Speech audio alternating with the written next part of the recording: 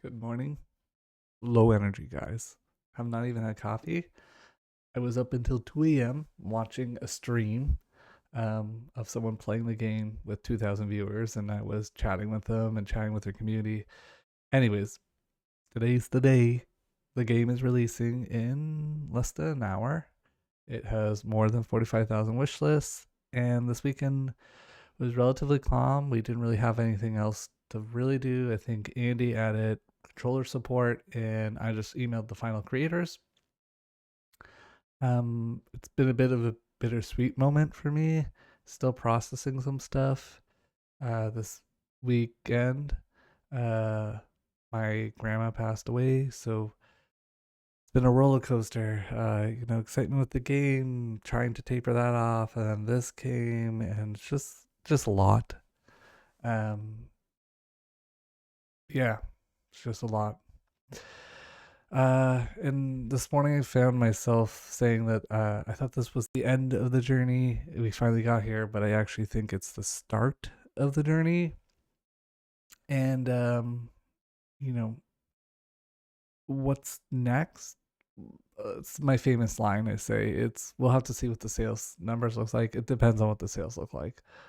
For the game, we are going to add more game modes and levels. That's for sure. Pretty confident where sales will land. That makes financial sense and just more playtime for the players. Also, I like to play the new levels. I'm quite burned out on the existing normal mode. I play that game well over 100 hours, I think, at this point.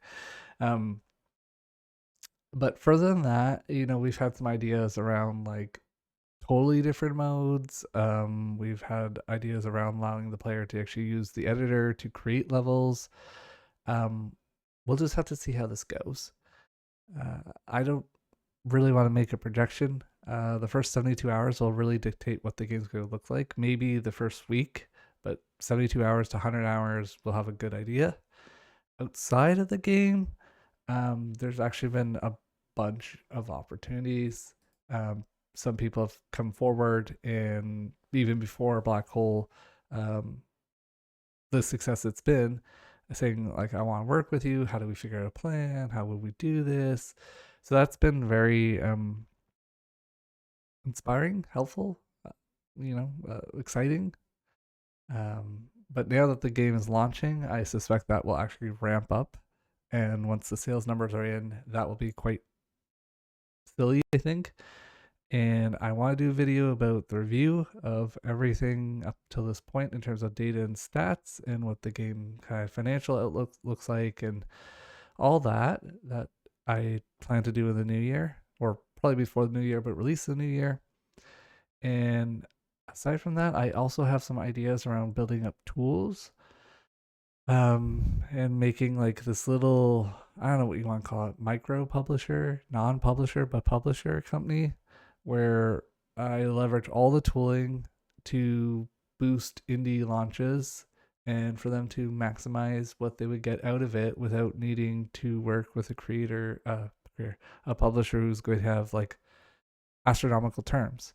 I mean, to be quite honest, in this industry, if you don't have a giant wish list count, the common terms I see is like 60 to 80% rev share on their side.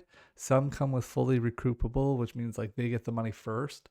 They're going to recoup their investment before you get a dime.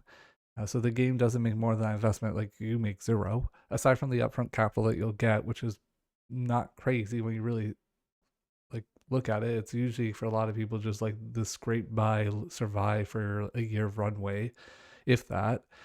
And I think there's a different model that's more like 30-40% of not super proven games. And it handles all the stuff that typically devs don't want to deal with, which is the marketing, the translation. I think I can build some stuff around automating of the QA process, because that actually eats up a ton of time going through the process, and just trying to design something that's like profitable as a business and operates but and is sustainable, but not like gouging, I would say.